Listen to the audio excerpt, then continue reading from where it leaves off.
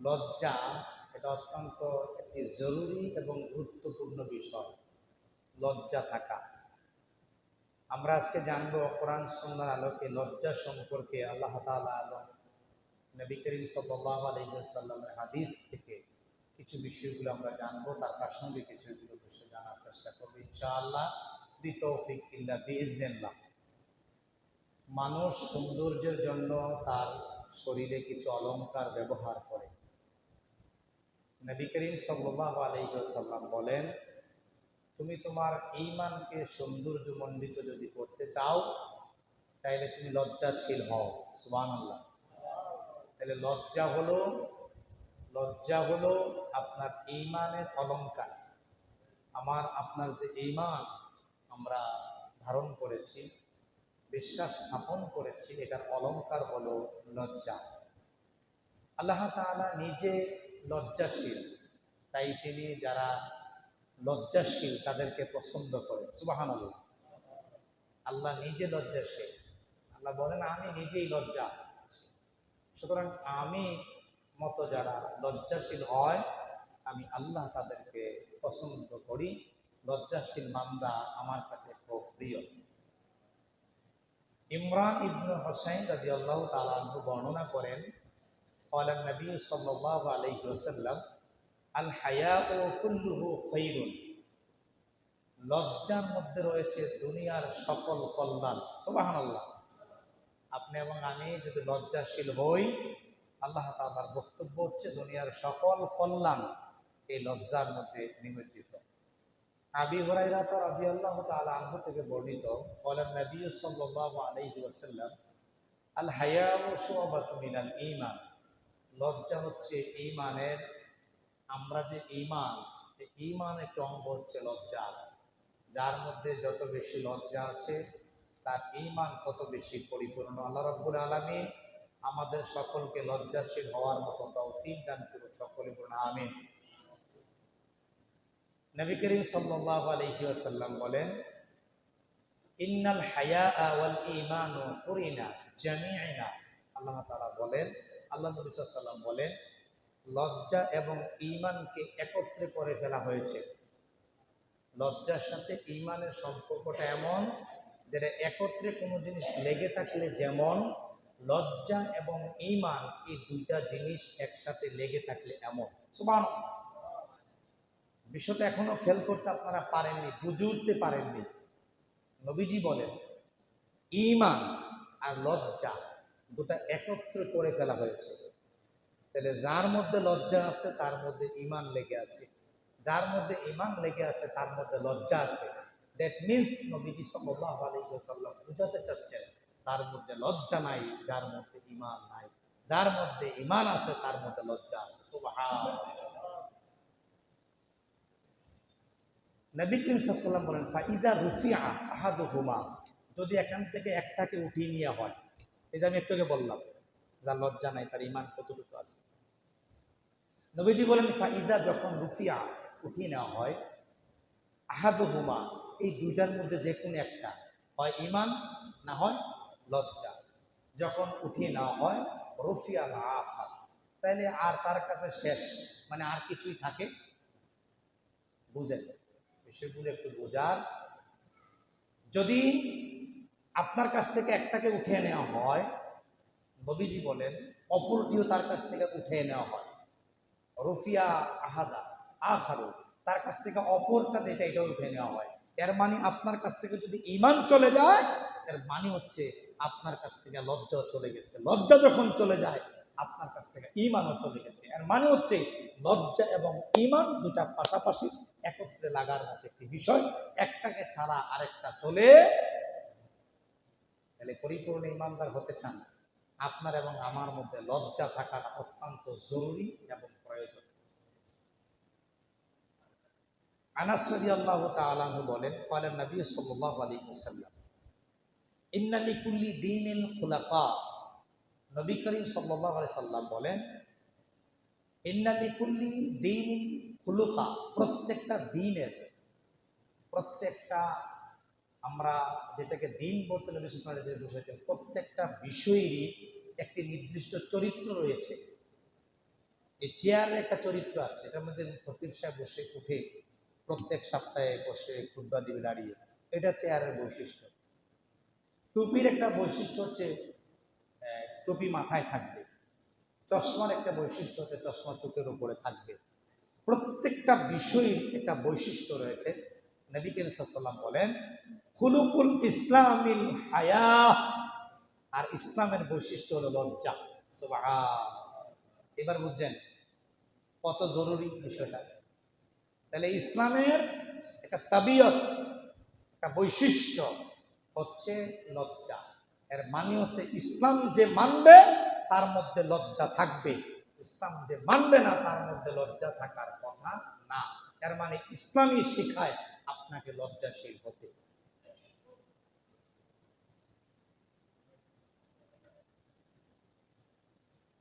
আব্দুল্লাহ ইবনে ওমর রাদিয়াল্লাহু তাআলা আনহু বর্ণনা করেন, আল্লাহ নবী সাল্লাল্লাহু আলাইহি ওয়াসাল্লাম একদিন এক সাহাবার পাশ দিয়ে হেঁটে যাচ্ছেন। দেখলেন একজন লোক তার ছোট ভাইকে কোনো একটা বিষয় নিয়ে বারবার শাসন করতেছে। একটা সময়ে ওই লোককে বড় ভাই ছোট ভাইকে ভর্ৎসনা করছে, গালমন্দ করছে, অভিশাপ দিচ্ছে। নবীজি তার পাশ দিয়ে হেঁটে যাচ্ছেন। নবীজি বললেন, ও আল্লাহর বান্দা, তুমি তাকে বারবার কথা বলে লজ্জা দিচ্ছ। তোমাকে বলি দাহু ফাইন্নাল হায়া মিনাল ঈমান। আল্লাহর নবী বলেন তাকে তুমি ছেড়ে দাও, তাকে তার ঈমানের উপর ছেড়ে দাও। যদি তাকে তার ঈমানের উপরে ছেড়ে দাও, জেনে রাখো লজ্জাই হচ্ছে ঈমানের অঙ্গ। আর এই লোকটা যখন ঈমানের উপরে থাকবে তার মধ্যে অটোমেটিক্যালি লজ্জা চলে এসেছে, সুতরাং তাকে আর ভর্ৎসনা করো না, লজ্জা পেয়েছে। সুতরাং যারা ইসলাম বুঝে লজ্জা পাইবে তারা ফিরে আসবে। সুবহানাল্লাহ। লজ্জা একটি গুরুত্বপূর্ণ বিষয়।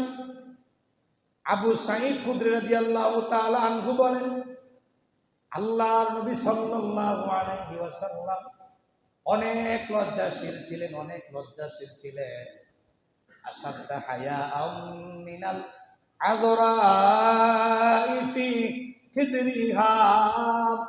এখনো যে নারীটার বিয়ে হলো না, একজন কুমারী নারী, যে নারীটা এখনো ঘর থেকে বের হলো না, ঘরের মধ্যে অবস্থান করে, আল্লাহর নবীর সাহাবী বলেন নবীজির কুমারী নারীর মতো যে নারীটা এখনো বিয়ে হয় নাই, ঘর থেকে বের হয় নাই, নবীজির লজ্জা একটা কুমারী নারীর মতো।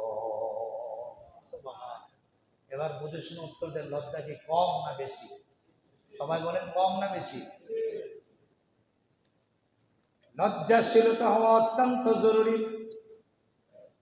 আবু সুফিয়ান রাদিয়াল্লাহু তাআলা আনহু বর্ণনা করেন, তিনি ব্যবসায়িক কাজে তিনি যখন একদিন কোনো একটা প্রান্তে চলে গেলেন, হিরাক্লিয়াসের কাছে নবী সাল্লাল্লাহু আলাইহি ওয়াসাল্লামের একটা চিঠি গেল। হিরাক্লিয়াস চিঠিতে পড়ে দেখলেন নবী সাল্লাল্লাহু আলাইহি ওয়াসাল্লাম লিখেছেন, আদউকা ইলাল ইসলাম, তুমি ইসলামের দিকে ফিরে আসো। একথা জানতে পেরে তিনি খবর দিলেন, মক্কা থেকে যারা এদেশে এসেছ ব্যবসায়ী কাজে তাদেরকে খবর দাও। তাদেরকে খবর দেওয়া হলো। তখনও আবু সুফিয়ান কালেমা গ্রহণ করে নাই। তাদেরকে খবর দিয়ে বলা হলো, মুহাম্মদ সাল্লাল্লাহু আলাইহি ওয়াসাল্লাম আমার কাছে চিঠি দিয়েছে, চিঠির মধ্যে লিখেছে আমি যেন কালেমা গ্রহণ করি, মুসলমান হয়ে যাই। চিঠিতে লেখা হয়েছে যদি কালেমা পড়ে মুসলমান হয়ে যায় তাহলে আল্লাহ তাআলা আমাকে জান্নাত উপহার দিবেন, আমার সঙ্গী সাথীকেও জান্নাত উপহার দিবেন। সরদারকে বলা হলো আবু সুফিয়ানকে বলা হলো সামনে আসুন। আবু সুফিয়ান সামনে গেলেন, এবার বসলেন, বললেন বসুন। তিনি বসলেন, চারদিকে বললেন তোমরা সবাই দাঁড়াও। বণিক দলে ব্যবসায়িক দলে যারা ছিলেন তারা সকলে মিলে নবী সাল্লাল্লাহু আলাইহি ওয়াসাল্লামের ওই আবু সুফিয়ানের চারপাশে তারা দাঁড়ালেন, কোথাও এসে ছাড়া তারা বসে রইলেন।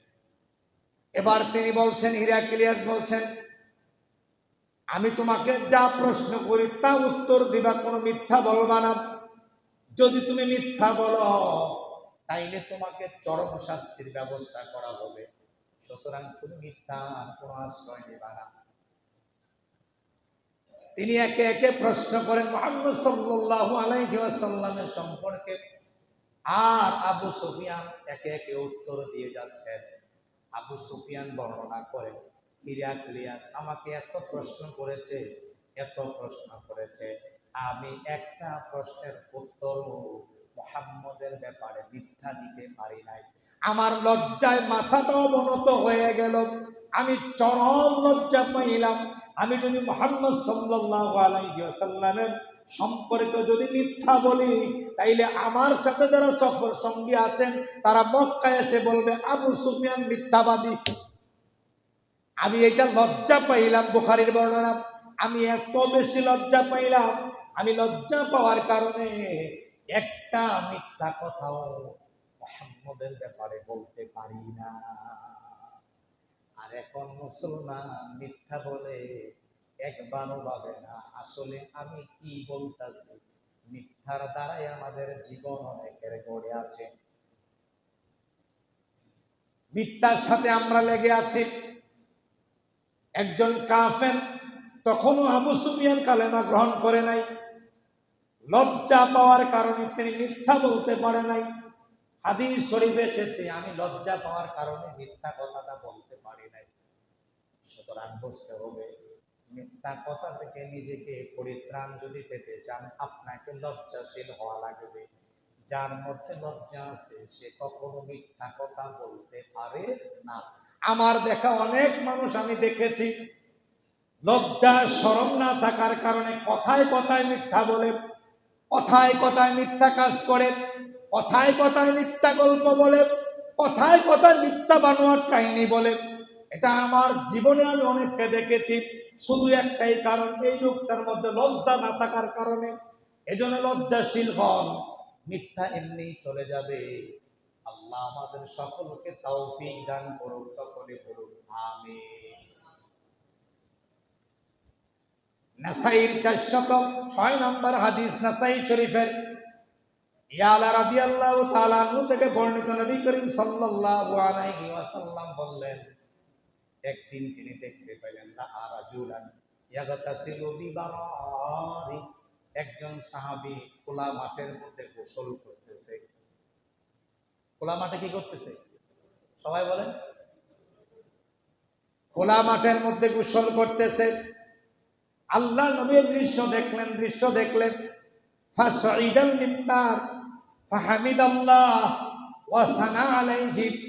আল্লাহ নবী মিম্বরে উঠলেন, মিম্বরে উঠে সাহাবীদেরকে বললেন, ও আমার সাহাবীরা শোনো। তাদেরকে কেন্দ্র করে বলার শুরুর আগে তিনি আল্লাহর প্রশংসা করলেন, গুণ কীর্তন গাইলেন। গাওয়ার পরে তিনি বললেন, ও আমার সাহাবারা শোনো, হালিম ইন্নাল্লাহ আযজা ওয়া জাল্লা হালিমুন হাইয়ুন সিত্তিরুন। আল্লাহ নবী বললেন, আল্লাহ রাব্বুল আলামিন হালিম, এক নাম্বার আল্লাহর গুণ হচ্ছে আল্লাহ বড় ধৈর্যশীল। সুবহানাল্লাহ। তিনি মিম্বরে দাঁড়ায় বক্তব্য দিলেন, ও আমার সাহাবারা শোনো, আল্লাহর কয়েকটা গুণের ভিতরে একটা গুণ হচ্ছে তিনি ধৈর্যশীল, তিনি হালিম, তার অনেক গুণ রয়েছে। 2 নম্বরে হাইয়ুন, তিনি লজ্জাশীল, তিনি লজ্জাশীলতাকে বড় ভালোবাসেন। 3 নম্বরে সিত্তিরুন, তার 3 নাম্বার গুণ হচ্ছে পাপ গুনাহগার বান্দাকে গোপন রেখে, পাপটাকে গোপন রেখে ক্ষমা করে দেওয়াকে তিনি ভালোবাসেন। সুবহানাল্লাহ। এখনো কইলেন? আবার বলে। আচ্ছা, গুনাহ নাই এখানে কে আছেন? একটু হাত তুলেন তো দেখি। তো হুজুর আমার গুনাহ নাই, আছেন নেই? হ্যাঁ, সবার গুনাহ আছে? বোঝা যায় না, কথা তো মনে হয় যেন আছে। কম না বেশি? ঠিক কিনা কইতে পারে তো ঠিক কিনা কইয়া লইয়া পড়ে। এখন তো এটা বুঝেন না, গুনায় দিয়া যে আমল নামা ভরপুর করে রাখছি, কোনো পেরেশানি নাই। এক রাত লাগাইয়া যদি মিথ্যা কিচ্ছা বলে, কিচ্ছা শেষ হয় না। কারণ আমরা তো সে জাতি, যে জাতিকে ইহুদিরা বিশ্বাস চিহ্ন দিয়া মিথ্যা মহরমের কল্প দিয়া কাহিনী দিয়া আমাদের হৃদয়কে ঝাঁঝরা করে ফেলা হয়েছে। যার কারণে এখন আমরা মিথ্যার প্রতি আমরা আকৃষ্ট বেশি হই, সত্যের প্রতি আকৃষ্ট আমরা কম হই।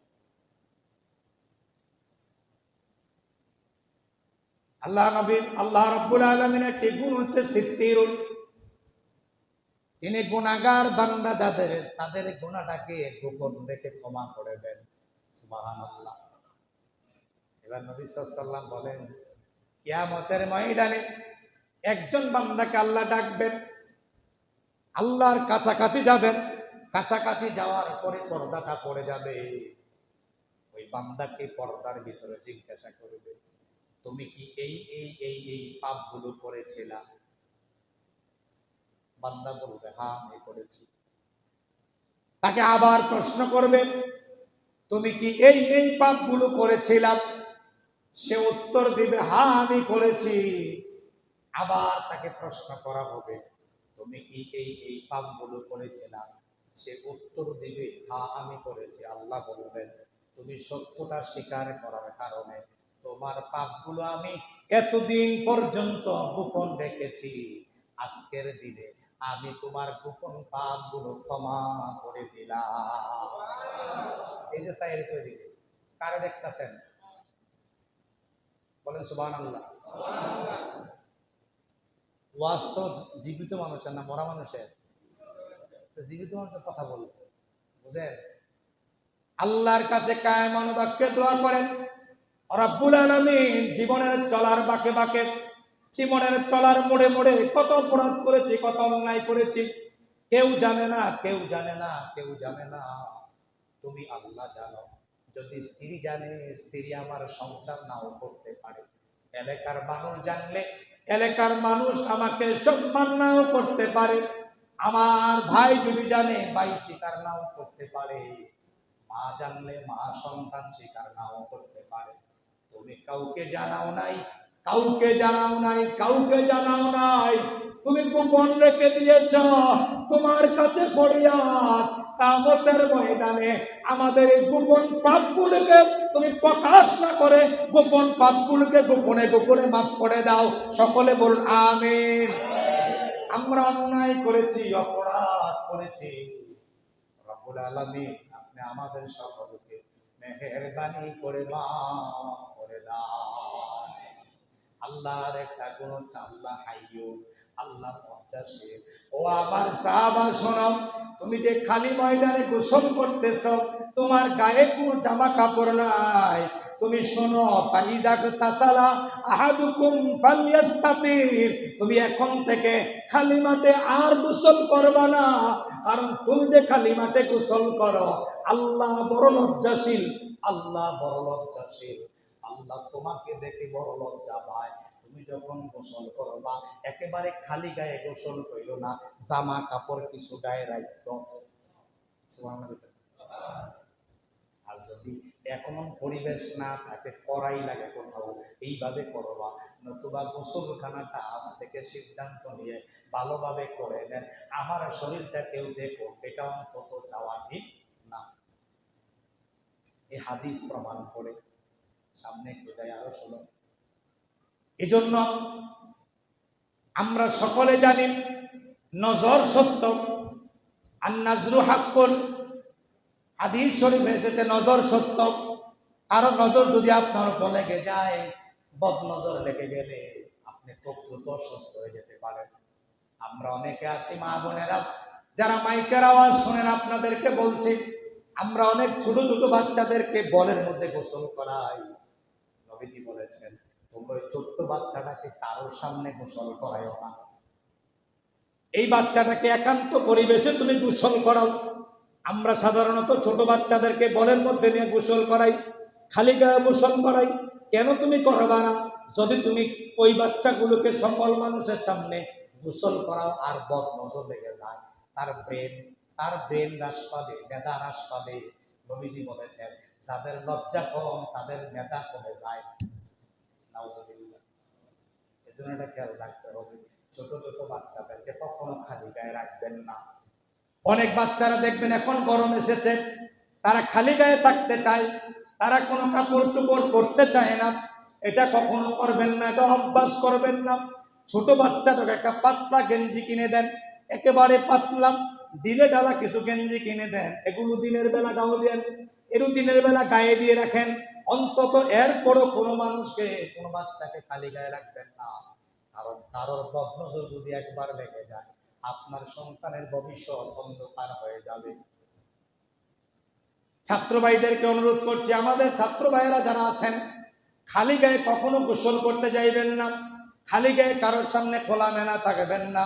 নবীজি বর্ণনা করেন যদি তুমি খালি গায়ে থাকো তাইলে তোমার মেধা দিন দিন হ্রাস পাবে। এর মানে হচ্ছে তোমার লজ্জা চলে যায়, লজ্জা যেখান থেকে চলে যায় সেখান থেকে ঈমান দূরে যায়, ঈমান যেখান থেকে দূরে যায় সেখান থেকে তোমার জ্ঞানও দূরে চলে যায়। নাউজুবিল্লাহ। এই জন্য বিষয়গুলো খেয়াল করা। আপনার ঘরে আছেন, ওই অবস্থায় আপনি গায়ের মধ্যে একটা গামছা রাখেন।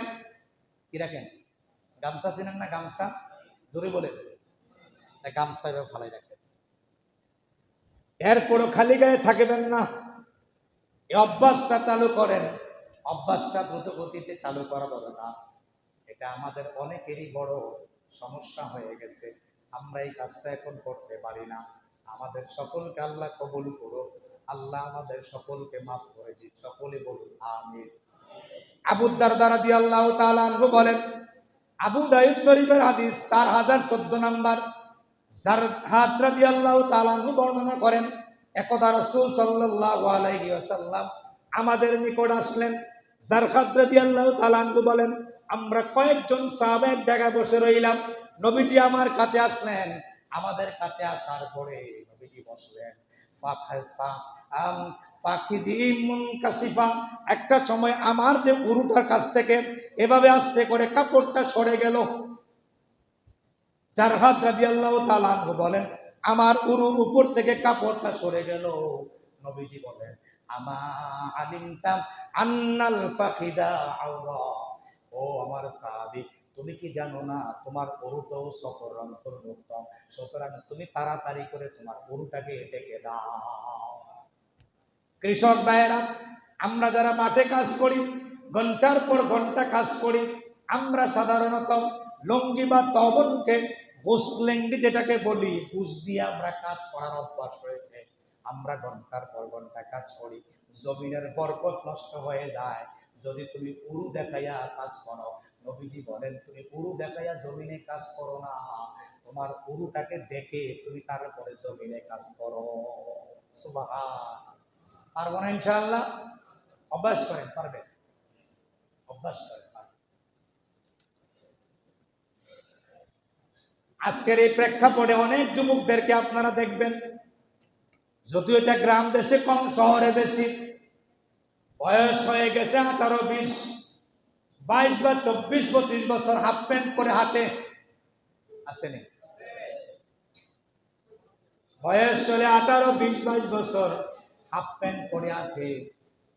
এটা যদি জিজ্ঞাসা করেন, এটা আপনি বুঝবেন না, এটা আধুনিক যুগের একটা মডার্ন ফ্যাশন, যার কারণে আমরা হাফ প্যান্ট পরে হাঁটি। আমি চিন্তা করে দেখলাম তার মাথার মধ্যে আসলে কিছু নাই। কেমনে সম্ভব 18, 20 বছরের একটা ছেলে হাফ প্যান্ট পরে হাঁটা? এটা কখনো সচেতন মানুষের কাজ হতে পারে না। তুমি যতক্ষণ হাঁটছো, যতক্ষণ চলছ, অনেক যুবক ছেলেরা রাতের বেলা হাফ প্যান্ট পরে ঘুমায়, সারা রাত তার উরু দেখা যায়, রান খোলা থাকে। নবীজি বলেন, যতক্ষণ পর্যন্ত তুমি এই অবস্থায় রইলা, ফরজ তরক করার গুনাহ তো হইবেই, পাশাপাশি তোমার উপরে আল্লাহর লানত বর্ষিত হতেই থাকবে। নাউজুবিল্লাহ। আবার বলে, আবার বলে। এখন আপনাদের ছোট ভাই, আমার ছোট ভাই, আপনাদের ছেলে, আমাদের ছেলেরা এখন হাফ প্যান্ট পরে হাঁটে, এমন আছে নাকি নাই? কথা বলেন আছে নাকি নাই? এর বারণ করার দায়িত্ব আপনার। এর পাশে একটা পারস্পরিক আরেকটা বিষয় বলে ফেলি, যেই নারীরা চাকরির উপরে এখন কাপড় পরে তাদের উপর লানত, নাউজুবিল্লাহ, আসেনি? আমাদের স্ত্রীরা, আমাদের মেয়েরা, আমাদের স্ত্রীরা, আমাদের মেয়েরা, আমাদের মায়েরা এখন এই ফ্যাশন যুগে এসে তারা টাকনোর উপরে কাপড় পরে। তুমি স্বামী, তুমি স্বামী, তুমি ভাই, তোমার তো উচিত ছিল তোমার বোনকে, তোমার মাকে, তোমার মেয়েকে বলা তুমি টাকনোর উপরে এখন থেকে কাপড় পরবা না। এটা বলা দরকার ছিল নাকি ছিল না? ভাইরও কিছু বললেন না, ভাইও ল্যাংটা, এবার ভাই কোন রকম একটা হাফ প্যান্ট পরে আছে। মেয়েরও কিছু বললেন না, মেয়েকেও কিছু বললেন না, বোনকেও কিছু বললেন না, আম্মাকেও কিছু বললেন না। তারাও দিন দিন উপরের দিকে উঠা শুরু করছেন। আমার মন বলছে, আমার মন বলছে বেশি দূর নয়, তারাও কিছুদিনের ব্যবধান হাফ প্যান্ট পরা শুরু করবে। কথা বলেন? তাদেরকে থামান, তাদেরকে থামান। যদি না থামান, একটা সময় দেখা দেখি হয়ে যেতেও পারে, হয়ে যেতেও পারে। কারণ বাংলাদেশের কালচারটা এখন এমন হয়ে গেছে, বাবা মুক্তিযোদ্ধা, চাকরি পাইব সন্তান, চাকরি পাইব নাতি, চাকরি পাইব পতি, এই একটা ধারাবাহিকতা শুরু হয়েছে। আমার আমার ছেলে, আমি শিক্ষক পোষ্য কোথায়, আমার সন্তান চাকরি পাবে, এইভাবে কাটতে কাটতে পুরো দেশ এখন সবটাই হাতায়া দেওয়া গেছে। মেধাবীদের এখন মূল্যায়ন নাই, মেধাবীরা এখন বোর্ড লেভেলে পড়ে আছে, হাউমাউ করছে, চিৎকার করছে অধিকার আদায়ের জন্য। বারবার চিৎকার করেও ঢাকার শহরের আকাশ বাতাস গুলো প্রকম্পিত হয়ে গেছে, রাজপথ রক্তাক্ত হয়ে যাচ্ছে। এরপরও কোনো কর্ণপাত নাই, কোটার কাজ লাগবেই। মেধাবীরা অপরাধ করলো কোথায়? যদি মেধাবীকে মূল্যায়ন না করা হয়, আগামী দিন লিখে রাখেন, মেধাবীরা যদি এই জায়গাতে না বসতে পারেন, মূর্খরা দেশ পরিচালনা করবে, মূর্খরা প্রশাসন পরিচালনা করবে। এতে করে জাতি দিন দিন নিঃশেষ হয়ে যাবে, নির্বীত হয়ে যাবে। কথা বলে ঠিক কিনা? আজকে এখন কোঠা ভিত্তিক আন্দোলন শুরু হয়েছে। এই আন্দোলনে উচিত আপনার ইমানের দাবি, আমার ইমানের দাবি, কোঠা ভিত্তিকে উঠিয়ে দিতে হবে, মেধাবীদেরকে সামনে আনতে হবে। কথা বলেন ঠিক কিনা? মেধাবীরা যদি সামনে আসে,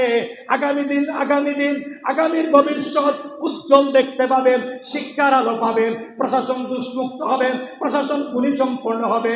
এজন্য কোটাকে উঠিয়ে দিয়ে মেধাবীদেরকে সামনের দিকে অগ্রসর করার ভূমিকা নিতে হবে, বসতে হবে। এটা একদিনে হয় নাই, এটা আস্তে আস্তে হয়েছে। আপনার ছেলেটা একদিন কোটা দাবি করবে। আমি দেখেছি আমার আব্বা হাফ প্যান্ট পরে, আমিও পরবো। কথা বলেন? আমার বাড়ির পাশে একজন লোক দেবিদ্যার পৌরসভায় চাকরি করে, নাম বলবো না। এই লোকটা দেখলাম সব সময় হাফ প্যান্ট পরে হাঁটে। আমি তার বাচ্চাকে পড়াইতাম। আমি একদিন বললাম, আপনি হাফ প্যান্ট পরে হাঁটেন, এটা তো দেখতে সুন্দর দেখা যায় না, আপনার ছেলেটা বড় হয়ে যাচ্ছে দিন দিন। বিশ্বাস করুন আর না করুন, গত কয়েকদিন আগে আমি দেখলাম ছেলেটা এখন ডিগ্রিতে পড়ে, ওই ছেলেটা এখন হাফ প্যান্ট পরে হাঁটে। কোটা কোটা কোটা। আমার আব্বা হাফ প্যান্ট পরেছেন, আমিও হাফ প্যান্ট পরবো। আমার আম্মা টাকনুর উপর কাপড় পরেছে, আমিও টাকনুর উপরে পরবো। আমার আম্মা খারাপ কাজ করেছেন, আমিও খারাপ কাজ করব। আম্মা মেয়ের এলিয়া খারাপ কাজের সাথে যায়, মেয়েটা শিখছে, ছেলেটা শিখছে, এইভাবে আপনার গড়ে পর্যন্ত কোটা হয়ে যাচ্ছে। বেশি দূর নয়, বেশি দূর নয়, কোটার জন্য আন্দোলন আপনিও করা লাগবে। সুতরাং একটা বিষয় মনে রাখা দরকার, আপনার আচরণের প্রভাব আপনার সন্তানের উপরে পড়ে। নাউজুবিল্লাহ। কথা ক্লিয়ার? হুজুর, ঢাকা শহরে কোটার আন্দোলন হয়, আমরা শীতলাইকে লাভ হইল, লাভ আছে। এখনো অনেক ছাত্র বসবাস করে, তাদেরকে এখন সচেতন হওয়ার সময়। তারা যদি সচেতন না হয়, আগামী দিনে লেখাপড়া করব। ওই যে গ্রামের একটা কথা আছে, লেখা বইরা যেই, কন কন লেখা বইরা যেই, সবাই জোরে কন, লেখা বইরা যেই, এটা আপনারা সন্তানরা কয়দিন পরে কইব, পোলারে পোলা পড়াশোনা কইরা লাভটা হইব কি, চাকরির তো কোটা নাই। আমি আজকে একটা দেখলাম কোটা নিয়ে যে এত কথা হচ্ছে, পড়তে পড়তে দেখলাম এক জায়গায় 56, আরেক জায়গায় 96, আরেক জায়গায় দেখলাম 75, আরেক জায়গায় 77, এভাবে ভাগে ভাগে ভাগে ভাগে এমনভাবে করা হয়েছে সাধারণ ছাত্র যারা তাদের কোটাই নাই, কোটাই নাই। প্রতিবাদ করেছে সাধারণ ছাত্র সমাজ। এদেশের যারা পরিচালনা করে তাদের মুখ দিয়ে মুখ ফুসকে বেরিয়ে এসেছে, মুক্তিযোদ্ধার নাতিপুতিরা কি মেধাবী না? তাইলে মেধাবী কি রাজাকারের সন্তানেরা? এবার ছেলেরা স্লোগান শুরু করেছে, আমি কে তুমি কে, রাজাকার রাজাকার, আমি কে তুমি কে, রাজাকার রাজাকার। আমি আমার গ্রামে পরিসংখ্যান করলাম মাত্র 4 জন মুক্তিযোদ্ধা। আমি আমার বিবেককে প্রশ্ন করলাম, 4 জন যদি মুক্তিযোদ্ধা হয় আর তারা যদি রাজাকার মুক্ত হয়, তাইলে হিসাব করে দেখলাম চাপানগর এলাকার আমার গ্রামের বাকি সব লোক হচ্ছে রাজাকার। কথা বলেন, আমি কি ভুল বললাম? সিদ্ধাই গ্রামে মনে করেন 50 জন মুক্তিযোদ্ধা, তাইলে বাকি সবাই রাজাকার, বাকি সবাই কি? সুতরাং এর সাথে আমরা একমত হতে পারি না। ইমাম হুসাইনের এটা মুহররম মাস, আশুরা গতদিন গিয়েছে, আমি গত সপ্তাহে আলোচনা করেছি। ইমাম হুসাইন খেলাফত নিয়ে কথা বলেছেন, সর্বশেষ একটা পর্যায়ে এমন হয়েছে ইমাম হুসাইনকে ছাড়া তার সাথে 72 জন সদস্য ছিল, কেউ বেঁচে নাই, কেউ বেঁচে নাই, একা ইমাম হুসাইন বেঁচে আছে। চারদিক থেকে এজিদের সৈন্যরা ঘেরাও, ইমাম হুসাইন একা একা নিরীহ হয়ে একটা বৃক্ষের নিচে বসে আছেন। সীমার যায় বললেন, এই নরপশুকে হত্যা করছো না কেন? নাউজুবিল্লাহ। আরেকজন যায় বললেন, তাকে হত্যা করো না কেন? এখন সে বলে, আমি পারবো না, হোসাইন নবী পরিবারের সন্তান, তাকে আমি হত্যা করতে পারবো না। আবার তাকে বললেন, তুমি করো, সে বলল আমি পারবো না, সে বলল আমি পারবো না। এভাবে একের পর এক বলতে শুরু করলেন। একটা সময় সীমার বললেন, আমার হাতে তলোয়ার দাও, আমি পারবো তার কল্লাকে দুভাগ করে দিতে, তার শরীর থেকে কল্লাকে আলাদা করে দিতে। সীমার এবং সিনার এই দুইজনে মিলে ইমাম হুসাইনের কল্লাটাকে আলাদা করে দিলেন। আমার প্রশ্ন হচ্ছে, বলার বক্তব্য হচ্ছে, ইমাম হুসাইন যখন একা, এরপরও অবৈধ খেলাফতকে মেনে নেয় নাই। আপনি একা হয়ে গেল, একা হয়ে গেল, এই ধরনের কাজের সাথে আপনি একমত হতে পারেন না। যদি হন মনে রাখেন, আগামী দিন আপনাদের দেশের অবস্থা এমন হয়ে যাবে, আপনি ব্যয় শেষ করতে পারবেন না। কারণ বেকারত্ব বেড়ে যাবে, বেকারত্ব বেড়ে গেলে ডাকাতি বাড়বে, চুরি বাড়বে, জেনা বাড়বে, ব্যভিচার বাড়বে। ডাকাতি বাড়বে, জেনা ব্যভিচারের পাশাপাশি একটা ছেলে যখন বেকার হয়ে যাবে, এমনও হতে পারে তার হাতে রান্দা উঠে যাবে, আপনার উপরও তার আঘাত চলে আসতে পারে। সুতরাং আমরা এর সাথে একমত না। মেধাবীদেরকে মূল্যায়ন করা হোক, মেধাভিত্তিক রাষ্ট্র পরিচালনা হোক। মেধাবীরা আগায় আসলেই সেখান থেকে পরবর্তী মেধাবী সম্পূর্ণ লোক পাওয়া যাবে।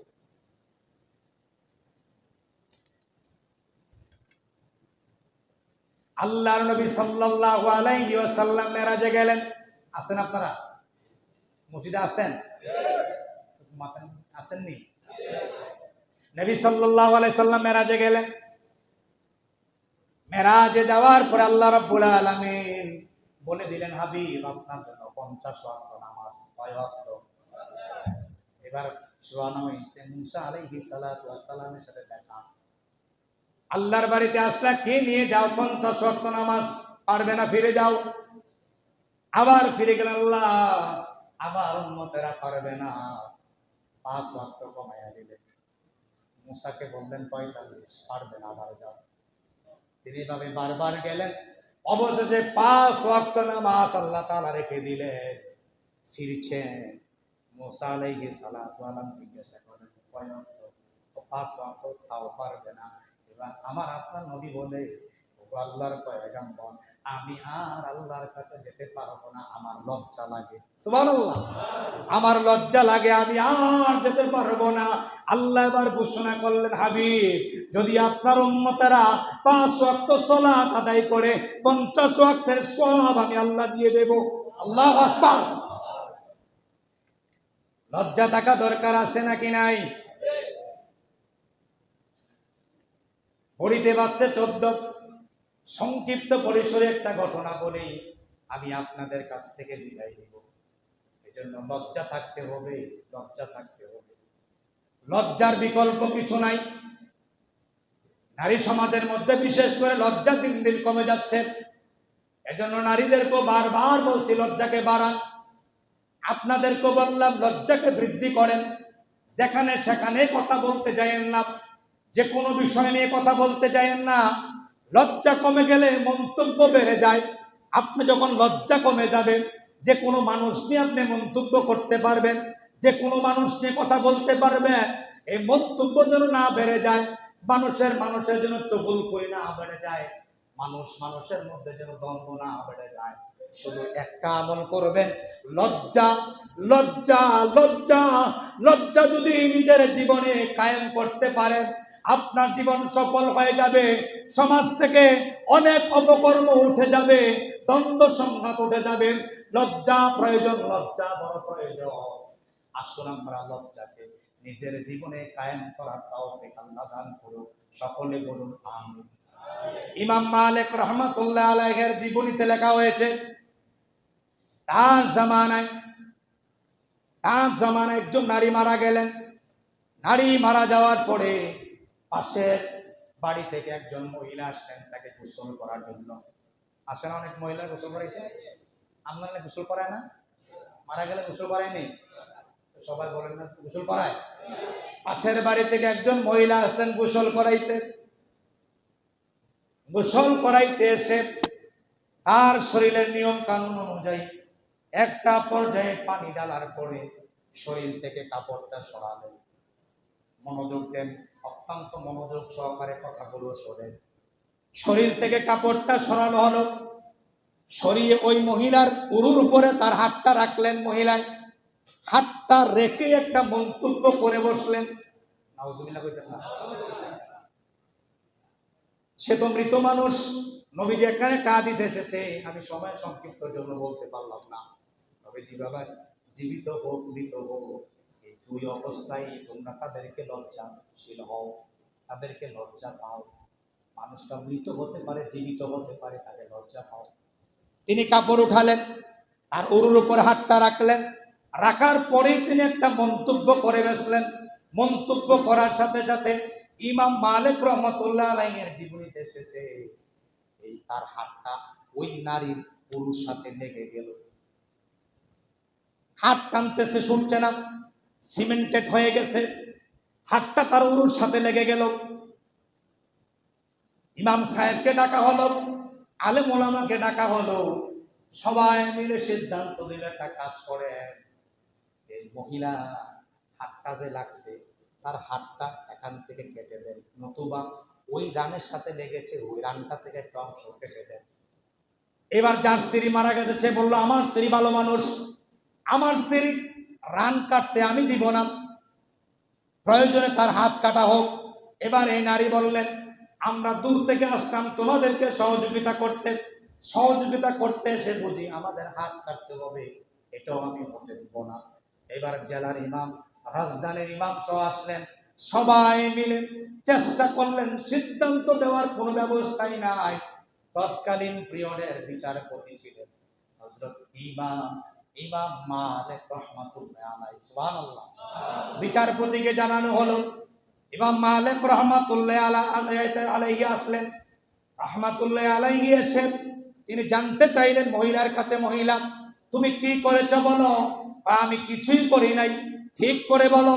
আমার কাছে কিন্তু কোরআন এবং হাদিসের রাডার আছে, আমি রাডার দিয়ে ধরে ফেলবো। আমি রাষ্ট্রের বিচারপতি বলছি, তোমার যদি কোনো কথা থাকে, তুমি যদি কোনো কিছু করে থাকো এখনই বলো, তুমি যদি না বলো আমি কিন্তু কোরআন হাদিসের রাডার দিয়ে ধরে ফেলবো। তিনি এই কথা বলেই কোরআনুল কারীমের এই আয়াতটি তেলাওয়াত করেন। সূরা আনআমের 115 নম্বর আয়াত, ওয়া তাম্মাত কালিমাতু রাব্বিকা সিদকাও ওয়া আদলা লা মুবাদদিলা লিকালিমাতিহি ওয়া হুয়াস সামিউল আলীম। ও আল্লাহর বান্দা শোনো, ন্যায় এবং সত্যের ব্যাপারে আল্লাহর আইন অপরিবর্তনীয়, আল্লাহর আইনের কোনো পরিবর্তন হয় না। নিঃসন্দেহে তুমি কোনো খারাপ কাজ করেছো। মহিলা বলো না, মহিলাকে এবার ডাক দেওয়া হলো। মহিলাকে ডাক দিয়ে আবার জিজ্ঞাসা করলেন। পর্দার উপর থেকে মহিলা বারবার বলছে। আবার যখন তাকে ধমক দিলেন, এখনই কিন্তু তোমার বিচার কার্যক্রম শুরু হয়ে যাবে। এবার মহিলা ভিতর থেকে উত্তর দিলেন, হ্যাঁ, আমি একটা অপরাধ মনে হয় করেছি। আমি দীর্ঘদিন আগে দেখেছিলাম এই মহিলাটা একটা পুরুষের সাথে হেঁটে যায়। আমি এই দৃশ্যটা দেখে তাকে নিয়ে একটা মন্তব্য করেছিলাম। যখনই আমি তার কাপড়টা উঠালাম, তার উরুতে হাত রাখলাম, রাখার পরে আমার এই মন্তব্যটা মনে হয়ে গেল। আমি যে মন্তব্য করেছিলাম এটা ছিল আমার জানা ছিল না, জানা না থাকার কারণে আমি মন্তব্য করে বসেছি। ইমাম মালিক রাহমাতুল্লাহ আলাইহি বলেন, এই তো বেরিয়ে আসছে, আমি তো জানতাম কোন একটা ঘটনা তুমি করেছ, এই জন্যই তোমার হাতটা লেগে আছে। এবার তিনি বললেন, তুমি 4 জন সাক্ষী হাজির করো। কয়জন? মিথ্যা তহমত দিলেন। মিথ্যা তহমত যদি দেন, কারোর উপর দোষ যদি চাপিয়ে দেন, আল্লাহ রাব্বুল আলামিন সূরা নিসা 12 নম্বর আয়াতে বলেছেন তার শাস্তির কথা, আর হুকুমের কথা বলেছেন আল্লাহ তাআলা, যে যদি তুমি কারোর উপর দোষ চাপিয়ে দাও, কারোর উপর যদি তুমি মন্তব্য চাপাইয়া দাও, তাইলে এবার তুমি শোনো, তাইলে তোমাকে কমপক্ষে 4 জন সাক্ষী হাজির করা লাগবে। কয়জন? যদি তুমি 4 জন সাক্ষী হাজির না করো, তাইলে আল্লাহর বিধান হচ্ছে তোমাকে 80টা বেত্রাঘাত করা হবে। কয়টা? 80টা বেত্রাঘাত করা হবে, অন্যথায় তোমাকে ক্ষমা করা হবে না। এটাও আল্লাহ তাআলা কোরআনের আইন। আল্লাহ তাআলা বলেন, ওয়াল্লাযীনা ইয়ারমুনাল মুহসানাতি সুম্মা লাম ইয়াতু বিআরবা'তি শুহাদা। সাক্ষী লাগবে 4 জন। কয়জন? ফাজলিদুহুম 80 জিলদা। এরপর আল্লাহ তাআলা বলেন 80 জালদা। যদি তুমি সাক্ষী উপস্থিত না করতে পারো, 80 জালদা, তাইলে তোমাকে 80টা বেত্রাঘাত করা হবে। কয়টা? সবাই বলেন। তিনি সাক্ষী হাজির করতে পারলেন না। বলা হলো জল্লাদকে তাকে শাস্তি শুরু করো। এবার তার উপর বেত্রাঘাত আঘাত শুরু করলেন। দিতে দিতে 79টা আঘাত করলেন। 79টা আঘাত করার পর হাত ছুটছে না। মহিলাটা একেবারে অজ্ঞানের মতো হয়ে গেছে, মনে হচ্ছে মৃত্যুর কোলে এখনই ঢেলে পড়বে। একের পর এক আঘাত করার পরেও তার হাতটা এখনো ছুটছে না, সিমেন্টের হয়ে আছে। ইমাম মালিক রাহমাতুল্লাহ আলাইহি জল্লাদকে বললেন, থামো, চিন্তার বিষয়, আর মাত্র একটা বেত্রাঘাত বাকি আছে, একটা দিনেই শেষ হয়ে যাবে। যদি একটা দিনেই শেষ হয়ে যায়, আর যদি হাতটা না চলে যায়, তাহলে উপায় কি? আল্লাহর কালাম তো সত্য, তিনি বারবার আয়াত পড়েন। ইসলামিক আদালতের রাষ্ট্রপ্রধান তিনি বারবার বিচারপতি, তিনি বারবার আল্লাহর আয়াত পড়েন। আয়াত তো ঠিক আছে, 80টা বেত্রাঘাত করতে হবে, 79 হয়ে গেল, নারীকে বারবার আঘাত করা হচ্ছে, ছুটছে না। অবশেষে জল্লাদকে অর্ডার দিলেন, ও জল্লাদ শোনো, দেরি করা যাবে না, দেরি করা যাবে না, আর একটা যেহেতু আছে, একটাও মারো। আল্লাহু আকবার। ওই নারীকে একটা বেত্রাঘাত মারার সাথে সাথে তার হাতটা ছুটে গেল। আল্লাহু আকবার। অমুসলমান লজ্জাশীল হও, মন্তব্য বন্ধ করো, কান কথাকে বন্ধ করো। কান কথাকে বন্ধ করে দিয়ে অন্যের ঘরে তুমি আগুন লাগাও। আমার কাছে এমন নিউজ আছে, অনেক মানুষ একজনের ঘরে যাইয়া কি বলে কান পাইতা শোনে, আর শৈলীটা সারা এলাকায় রটনা করে। আছে নাকি নাই? লজ্জা থাকলে তো তার ঘরে তুমি কান লাগানোর কথা না। লজ্জা না থাকার কারণে তুমি অন্যের ঘরে দেয়ালে তুমি কান লাগাও। অন্যের ঘরে দেয়ালে কান লাগাইয়া, বেড়ায় কান লাগাইয়া, বেড়ায় কথা বলে বলে তুমি সারা সিদ্ধা এলাকা গরম করো। তুমি মনে রাখো, তোমার লজ্জা কমে গেছে, এই মন্তব্য করার কারণে তুমি যে অন্যকে নিয়ে বারবার মন্তব্য করো, ইসলামের বিধান যদি কায়েম থাকতো, তোমার মতন তোমার নজর নির্লজ্জ এই বেহায়াকে এখন 80টা বেত্রাঘাত করা জায়েজ হয়ে যাইতো। কথা বলেন ঠিক কি না? ছেড়ে গেছো, মাফ পেয়ে গেছো। মুহররম মাসে বলে গেলাম, এই মাস হচ্ছে খেলাফত, খেলাফত, খেলাফত পালা বদল করার মাস, খেলাফত পালা বদল করার মাস। শুধু বেঁচে গেলেন কোরআনী আইন নাই বলে। এবার আসুন সবাই মিলে আল্লাহর জমিনে আল্লাহর দিন কায়েম করে আল্লাহর শরীয়তের বিধানকে বাস্তবায়ন করার চেষ্টা করি। আল্লাহ তৌফিক দান করুক, সকলে বলুন আমিন। আমাদেরকে আল্লাহ লজ্জাশীল করুক, সকলে বলুন আমিন। অন্যের বিষয়ে আমরা মাতোয়ারা না হই, লজ্জাশীল হন, লজ্জাশীল হন। কথাবার্তা থেকে শুরু করে, চাল চলন থেকে শুরু করে, ওঠা বসা থেকে শুরু করে সকল ব্যাপারে লজ্জাশীল হন। আর পাশাপাশি জবানটাকে কন্ট্রোল করুন। মা ইয়ালফিজু মিন কাওলিন ইল্লা লাদাইহি রাকীবুন আতীদ। আপনাদের দীর্ঘায়ু এবং সুস্বাস্থ্য কামনা করে আজকের মতো আলোচনা এখানেই শেষ করছি। আবারও দেখা হবে, কথা হবে আগামী জুমায়। আলোচনার বিষয় হাসি। আলোচনার বিষয় কি? হাসি। সবাই জোরে বল। আগামী জুমায় আলোচনার বিষয় হাসি। কথা হবে হাসি নিয়ে, হেসে হেসে। সে পর্যন্ত ভালো থাকুন। একটুখানি হাসি, একটুখানি ভালোবাসা, সংসারটাকে করে নেন হাসি ভালোবাসার মধ্য দিয়ে সুখময় জান্নাতি পরিবেশ। ওমা আলাইনা ইল্লাল বালাগ। হাযা মা ওয়া না'উম ইনদাল্লাহ।